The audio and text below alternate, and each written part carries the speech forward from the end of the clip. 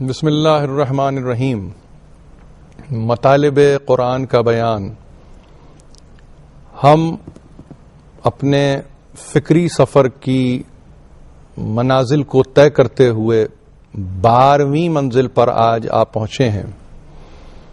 سامعین محترم، آپ نے یقیناً یہ غور کیا ہوگا کہ پہلی تقریر سے لے کر آج تک ہم نے اپنے موضوعات کو ایوالو کیا ہے.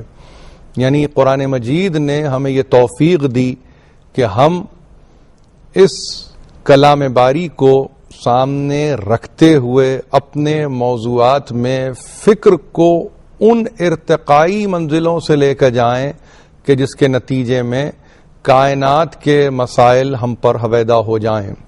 ایسی ہی صورت کل کی ایک تقریر میں یہ تھی کہ ہم نے مسئلہ ہدایت پر گفتگو کرتے ہوئے جس اہم بات کی طرف آپ کو چاہا ہے کہ توجہ دیں وہ یہی ہے، اور یہ سوال کی صورت میں ہے کہ ہدایت کس کا حق ہے، ہدایت کون کر سکتا ہے، ہدایت کے لیے کون ہے جو اپنے آپ کو آمادہ کر سکتا ہے، ہدایت کس صورت میں ممکن ہے. چونکہ مسئلہ فقط ہدایت کا نہیں ہے بلکہ مسئلہ ایک ایسی کیفیت کا ہے جس میں ہدایت رشد بن جائے، ہدایت بلوغت فکر بن جائے، ہدایت قیامت تک کے لیے ایک ایسی صورت اختیار کر جائے کہ جس میں پھر کوئی سقم نہ ہو، کوئی غلطی نہ ہو، رتی برابر بھی امکان خطا نہ ہو. تو ایسی صورت میں ہادی کا انتخاب انسانوں کی نگاہ کا انتخاب نہیں بن سکتا، ہادی کا انتخاب انسانی افکار کا انتخاب نہیں ہو سکتا، بلکہ ہادی کا انتخاب وہی کرے گا کہ جس نے ہدایت کی ذمہ داری اپنے سر لی ہے. اور جس نے ہدایت کی ذمہ داری اپنے سر لی ہے گویا وہ کتابوں کو بھیج رہا ہے، ارسال رسول کر رہا ہے، اور پھر اس کے ساتھ ساتھ انبیاء کے سلسلے کو، پیغمبروں کے سلسلے کو تواتر کے ساتھ بھیجنے کے بعد وہ صریح اور روشن معجزے بھی بھیج رہا ہے تاکہ ہر صورت میں انسانیت کی فلاح اور نجات کا سامان بصورت ہدایت ہو جائے. ایسی صورت میں سورہ سجدہ کی ایک آیت نے ہماری مشکل کو آسان کیا، اور جس کی تلاوت کا شرف کل میں نے حاصل کیا. وہ آیت ہے وَجَعَلْنَا مِنْهُمْ أَئِمَّةً يَهْدُونَ بِأَمْرِنَا لَمَّا صَبَرُوا وَكَانُوا بِآيَاتِنَا يُوقِنُونَ. اس آیت کو اگر انتہائی زیرک نگاہ کے ساتھ اور دانائی کے ساتھ اگر انسان پڑھے تو محسوس یہ ہوگا کہ گویا اس میں انسانوں کی دنیا میں نہ کسی سلیکشن، نہ کسی الیکشن، نہ کسی الیکٹورل پروسیس سے یہ انتخاب ہوتا ہے، بلکہ یہ خدائی انتخاب ہے. اور جہاں پروردگار علی اعلیٰ یہ کہے کہ ہم ہیں جو بناتے ہیں ان کو کہ جو راہبر ہیں، ہم ہیں جو بناتے ہیں ان کو جو راہنما ہیں، وَجَعَلْنَا مِنْهُمْ، ان میں سے أَئِمَّةً يَهْدُونَ بِأَمْرِنَا، اور ان کو امام بناتے ہیں، رہبر بناتے ہیں، اور ایسے بناتے ہیں کہ جو ہمارے امر سے ہدایت کرتے ہیں. جعلنا منہم ائمۃ یہدون بامرنا، ہمارے حکم سے یہ ہدایت کرتے ہیں.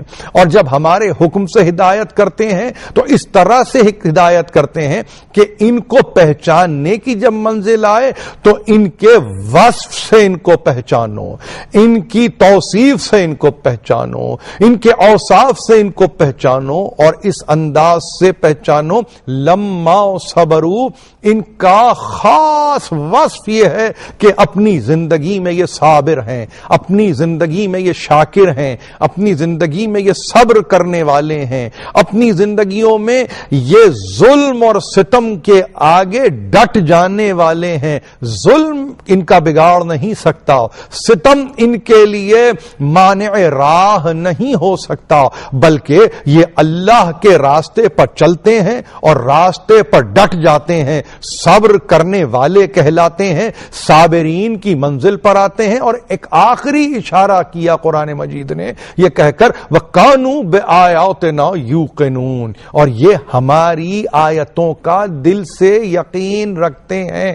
یہاں آیت کا مطلب قرآنی آیتیں نہیں ہیں, یہاں آیت کا مطلب سوروں کی آیتیں نہیں ہیں, بلکہ کائنات میں جو ذرے ذرے پر اس کی نشانیاں محیط ہیں, سماوات و ارض کے درمیان جو قادر کل کی نشانیاں محیط ہیں, پھیلی ہوئی ہیں اور وہ نظر آ رہی ہیں, وہ ان پر یقین رکھتے ہیں. ایمان تو لاتے ہی ہیں, مگر ایمان درجہ بدرجہ بلند جب ہوتا چلا جاتا ہے تو یقین کی منزل پر جا کے ٹھہرتا ہے, تو وہ ان آیتوں کا یقین رکھتے ہیں, ان نشانیوں کا یقین رکھتے ہیں, ان نشانیوں پر یہ پوری طرح سے اپنے ایقان کو باقی رکھتے ہیں. یہ وہ ہیں, یہ صابرین ہیں. یہ کون ہے؟ صبر کرنے والے ہیں. صبر کیسے کیا انہوں نے؟ وَلِنَبْلُوَنَّكُمْ بِشَيْءٍ مِّنَ الْخَوْفِ وَالْجُوعِ وَنَقْصٍ مِّنَ الْأَمْوَالِ وَالْأَنفُسِ وَالثَّمَرَاتِ وَبَشِّرِ الصَّابِرِينَ الَّذِينَ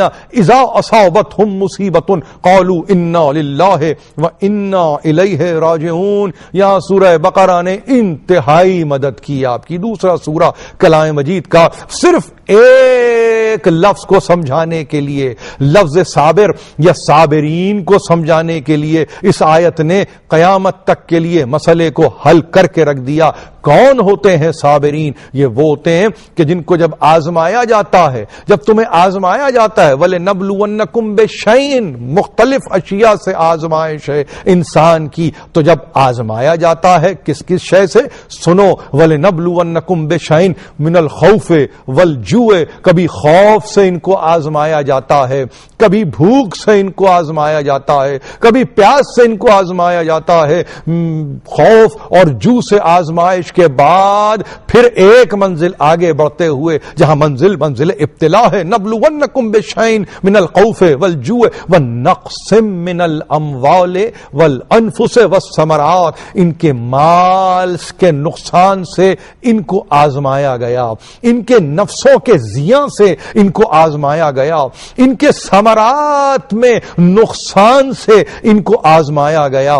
وبشر الصابرین الذین, مگر بشارت ہو ان صابرین کو, ان کو کیا, کون ہے وہ صابرین؟ الذین, بشر الصابرین الذین اذا اصابتہم مصیبہ, یہ جو کچھ بھی صورتیں ہیں مصیبت کی صورتیں, یہ ان کے نصیب میں ہیں, یہ ان کا حصہ ہیں, یہ ان کو پہنچی ہیں, ملی ہیں, من جانب اللہ ملی ہیں, بصورت آزمائش ملی ہیں. اذا اصابتہم مصیبت قالوا انا للہ وانا الیہ راجعون. یہ وہ ہیں صابرین کہ جن پر مصیبتیں جب آتی ہیں, جو ان کی حیات کا حصہ ہیں, جو ان کا نصیب ہیں. لفظ نصیب کو قرآن میں دیکھیے, لفظ نصیب کو لغت میں نہ دیکھیے, لغت قرآن میں اس لفظ کو دیکھیے. جب ان کا حصہ بن جاتی ہے زندگی میں, جس کو کبھی نقص اموال کہا جائے, جس کو کبھی ثمرات میں نقصان کہا جائے, جس کو کبھی جو کہا جائے, جس کو کبھی پیاس کہا جائے, جس کو کبھی تکلیف کہا جائے, جس کو یہاں تک کہ جس کو قرآن مجید نے کہا کہ یہ مصیبت ہے, اور ایسی مصیبت کہ اب یہ صبر کی منزل پر ان کو مصیبت لے آتی ہے, اور اب جب صبر کرتے ہیں تو اتنا صبر, اتنا صبر, اتنا صبر کہ صبر کے نتیجے میں اب ہم ہماری بارگاہ سے انہیں بشارت دیتے ہیں, خوشخبری دیتے ہیں. وہ بشر الصابرین, ہم بشارت دیتے ہیں, خوشخبری دیتے ہیں صابرین کو. یاد رکھیے, خوشخبری دینے والا, ڈرانے والا رسول ہے, ہادی ہے, پیغمبر ہے, اللہ کے پیغام کو پہنچا رہا ہے, بشیر و نذیر ہے. ظاہر ہے کہ وہ پیغام دے رہا ہے, قرآن میں اس پیغام کو محفوظ کر دیا گیا. بشر الصابرین, صبر کرنے والوں کو بشارت دی جا رہی ہے. کس بات کی؟ وبشر الصابرین الذین اذا اصابتہم مصیبہ, کہ جب ان پر مصیبت پڑتی ہے تو وہ کیا کہتے ہیں؟ وہ فرار ہو جاتے ہیں، وہ منزل کو چھوڑ دیتے ہیں، وہ محفل حضر کی ہو یا جنگ کی ہو، کیا وہ اپنے آپ کو اس سے دور کر دیتے ہیں؟ نہیں، وہ حضور ہو یا وہ کسی بھی منزل پر اپنے آپ کو پائیں تو ایک صورت ہوتی ہے، زبان پر بے اختیار آتا ہے انا للہ و انا الیہ راجعون۔ ان پر وہ وونڈز جس کو آپ زخم کہتے ہیں، کاری زخم کہتے ہیں، جن کو آپ یہ کہیں کہ وہ زخم جو ان پر پڑ رہے ہیں، خواہ وہ روح پر لگ رہے ہوں، جسم پر لگ رہے ہوں، قلب پر لگ رہے ہوں، مگر زبان پر جاری و ساری ہے انا للہ و انا الیہ راجعون۔ بے شک ظاہر ہے کہ آئے ہیں اللہ کی طرف تو رجعت بھی اسی کی بارگاہ میں ہے،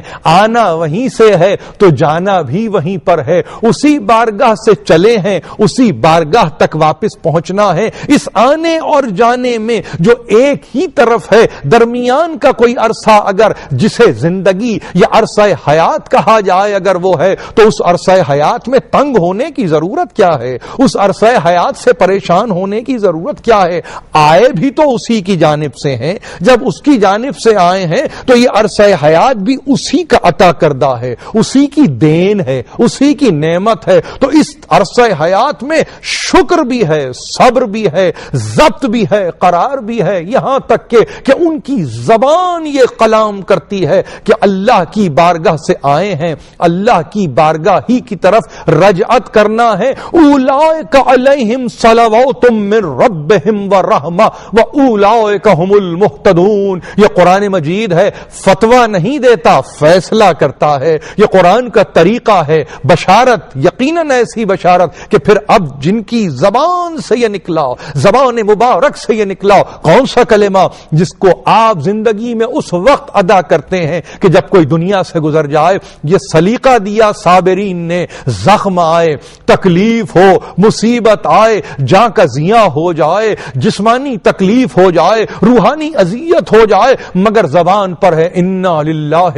و انا الیہ راجعون۔ ہر وقت ہی اس کا تصور، ہر وقت ہی اس کا تذکر، ہر وقت ہی اسی سے ایک رابطہ، ہر وقت ہی اسی سے ایک ناتا، ایک سلسلہ ہے کہ جڑا ہوا ہے۔ نفس کی آمد و شد میں انا للہ و انا الیہ راجعون ہے کہ بسا ہوا ہے۔ تو جب ایسے اللہ کا تذکرہ کریں تو اللہ ایسوں کا تذکرہ نہیں کرے گا؟ اگر ایسے اللہ کا قصیدہ پڑھیں تو کیا ایسوں کا قصیدہ اللہ نہیں پڑھے گا؟ تو قرآن نے قصیدہ پڑھا، صابرین کا قصیدہ پڑھا، اولئک علیہم صلوات من ربہم ورحمہ۔ اس کی بارگاہ پر، اس کی بارگاہ سے ان پر سلامتی بھی ہے، ان پر رحمت بھی ہے، ان پر درود بھی ہے، ان پر سلام بھی ہے، سب کچھ ان کے لیے ہے۔ اولئک علیہم صلوات من ربہم ورحمہ۔ اور اب ایک اور لفظ جس کا اضافہ کیا ہے، فکر قرآنی نے انسانی فکر میں لا کے ایک مرتبہ بو دیا اور یہ کہا کہ سلام و سلامتی تو ہے ہی اس کی بارگاہ سے،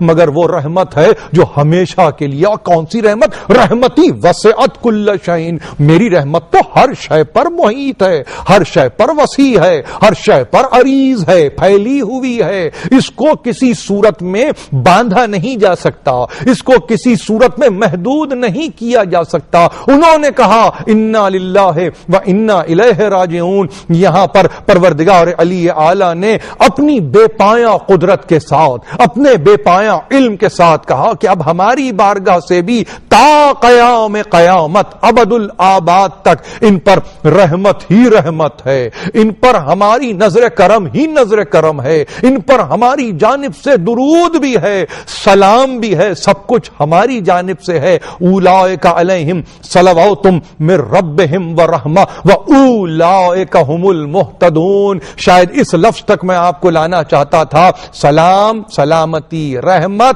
اور ظاہر ہے ہر زحمت سے دور، مگر قرآن نے جاتے جاتے یہ فیصلہ کیا یہ کون ہے؟ صابرین تو ہیں، شاکرین تو ہیں، مگر سنو یہ ہیں وہ ہدایت یافتہ، یہ ہیں وہ ہدایت پائے ہوئے، یہ ہیں وہ جنہوں نے نہ صرف یہ کہ راستے کو دیکھا ہے بلکہ اس راستے پر اپنا قیام کیا ہے، نہ صرف یہ کہ یہ راستے پر چلتے ہیں بلکہ ایصال الی المطلوب تک ان کی ذمہ ذمہ داری ہے کہ جو اس راستے پہ اب آنا چاہے اس کے ہاتھ کو یہ تھامے اور منزل تک پہنچائے. یہ دور سے کھڑے ہو کے منزل کا اشارہ نہیں کرتے, وہ کچھ اور ہوتے ہیں جو منزل کا اشارہ دور سے کر دیں. یہ قبیل کوئی اور قبیل ہے, یہ قوم کوئی اور قوم ہے. یہ اس طرح سے ہدایت نہیں کرتے کہ اشارے سے ہدایت کریں, نہیں, اس راستے پہ خود سفر کرتے ہیں, اس راستے کی اذیت کو برداشت کرتے ہیں, اس راستے پر استقامت کے ساتھ رہتے ہیں.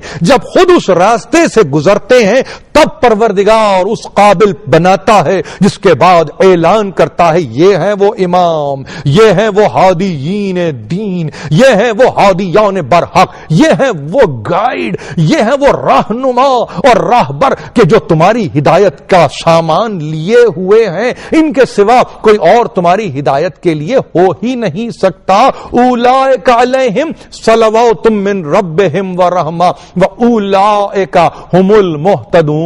یہ وہ ہیں کہ جو ہدایت یافتہ ہیں. یہ وہ نہیں ہے کہ جنہیں ابھی ہدایت کی ضرورت ہے. یہ ہدایت یافتہ ہے. کیوں ہدایت یافتہ ہیں؟ اس لیے کہ انہوں نے زندگی کے نشیب و فراز کو دیکھا ہے, اس لیے کہ انہوں نے زندگی کے زیر و بم کو دیکھا ہے, انہوں نے زندگی کی مشقتوں کو جھیلا ہے, انہوں نے زندگی کی تکلیفوں سے گزرنے کی کوشش کی ہے. اور پھر اس گزرتی ہوئی زندگی میں تکلیفیں جب اٹھاتے ہیں تو ایسا نہیں ہے کہ پہلے دوسروں پر تکلیف پھر ان پر تکلیف, نہیں, یہ سپر بن جاتے ہیں, یہ ڈھال بن جاتے ہیں, یہ سامنے آ جاتے ہیں. بندگان خدا پر مصیبتیں آئیں اس سے پہلے یہ اپنے سینے کو پیش کر دیتے ہیں. اب تلوار چلے تو ان کے سینے پر چلے, تیر چلے تو ان کے سینے پر چلے. اب یہ کسی صورت غافل نہیں ہوتے. رہبر کی تعریف ہی یہ ہے جو ہاتھ پکڑ کے منزل تک پہنچائے. رہنما کی تعریف یہ نہیں ہوتی جو دور سے کھڑے ہو کے منزل کی طرف اشارہ کر کے یہ چاہے کہ پہنچنے والے پہنچ جائیں. نہیں, میرا مطلوب وہ ہے ایصال الی المطلوب. تو مجھے میرے مطلوب سے ملا دو, جس کا میں طالب ہوں اس سے مجھے ملا دیا جائے. اور پھر ہاتھ پکڑ کے, اسی کو یہاں ہدایت کہا, وہاں شفاعت کہا. جو یہاں ہاتھ پکڑ کے ہدایت کرنے کے قابل ہے وہ وہاں پہ کوثر کے کنارے ہاتھ پکڑ کے شفاعت کرنے کے قابل ہے. یہ سارے تصورات قرآنی تصورات ہیں. دیکھیے ایسوں کا قصیدہ, ایسوں کا قصیدہ, ایسوں کا وظیفہ پڑھا ہے پروردگار علی اعلیٰ نے. ہم اور آپ اگر ایسوں کا قصیدہ پڑھیں تو یہ تو سنت الہی ہے, یہ تو اللہ کا طریقہ ہے, یہ شریعت الہی ہے جس میں کہ یہ طریقہ اللہ کا دیا ہوا طریقہ ہے. وہ دعا ہو کہ ندا ہو, وہ پکار ہو کہ لبیک ہو, یہ جو کچھ بھی ہے اسی کی بارگاہ سے مل رہا ہے. میں نے عرض کیا تھا دنیا کچھ اور سمجھ رہی ہے. دنیا یہ سمجھ رہی ہے ایک ایسا راستہ جس پر کوئی چلتا نہیں ہے